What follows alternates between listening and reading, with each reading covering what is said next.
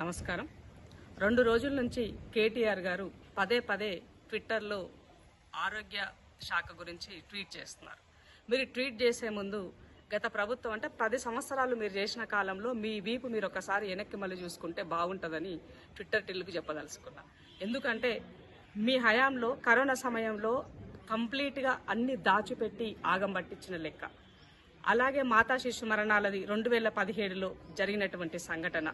వీటితో పాటు హాస్పిటల్లో మౌలిక వసతులు లేకపోవడం, ఎంప్లాయ్మెంట్ రిక్రూట్మెంట్ చేయకపోవడం, ఇవి కాకుండా ఈవెన్ అంబులెన్స్ కూడా లేకుండా హాస్పిటల్లో 2019లో నిజామాబాద్లో జరిగిన ఇన్సిడెంట్ కూడా నేను మీకు కోట్ చేసి తెలియజేస్తున్నా.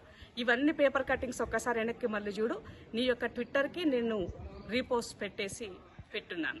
కేటీఆర్ గారు పాలనలో 10 సంవత్సరాలు మీరు ప్రజల్లో లేరు. అప్పుడు కూడా ప్రగతి భవన్కే పరిమితం అయ్యిండ్రు, ఫామ్ హౌస్లకు పరిమితం అయ్యిండ్రు.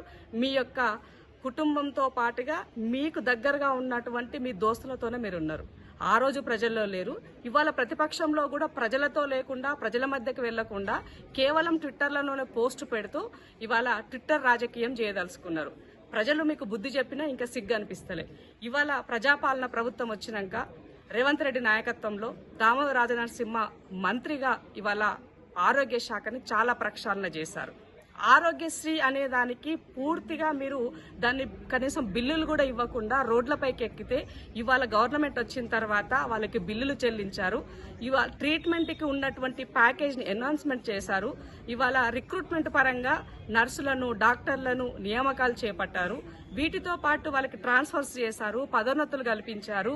ఇవాళ కొత్తగా మెడికల్ కాలేజీలను తీసుకొచ్చారు. ఆ మెడికల్ కాలేజీలకి కావాల్సినటువంటి నామ్స్ మెయింటైన్ చేయడం కోసము డబ్బులు లేకపోయినా నాన్న అగచాట్లు పడితే ఈ ప్రభుత్వాన్ని నిలబెట్టడం కోసము, ప్రజలకి వైద్యాన్ని అందించడం కోసము నిత్యం అహర్నిశలు పనిచేస్తూ ప్రజలతో ఉంటున్నటువంటి మంత్రులను మీరు విమర్శిస్తున్నారంటే మీరు అందుకనే నేను బిఫోర్ తెలంగాణ, ఆఫ్టర్ తెలంగాణ గతంలో మాట్లాడినాం. ఇవాళ బిఫోర్ బీఆర్ఎస్ పాలన, ఇప్పుడున్న కాంగ్రెస్ పాలన అన్నది నేను మెన్షన్ చేస్తూ మీకు నేను చాలా ట్వీట్లో మీకు అవి పెట్టాను. కాబట్టి మీ భజన పరులు కానీ మాట్లాడదలుచుకుంటే దేనికైనా, ఎప్పుడైనా, ఎక్కడైనా చర్చకు సిద్ధం.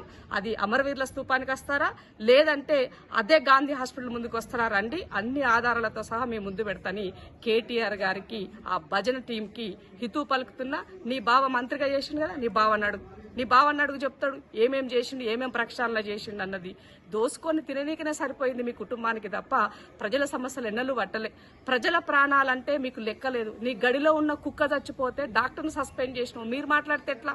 మనుషుల ప్రాణాల గురించి అసలు మనుషుల ప్రాణాలకు విలువ ఉన్నదా మీ పాలనలో?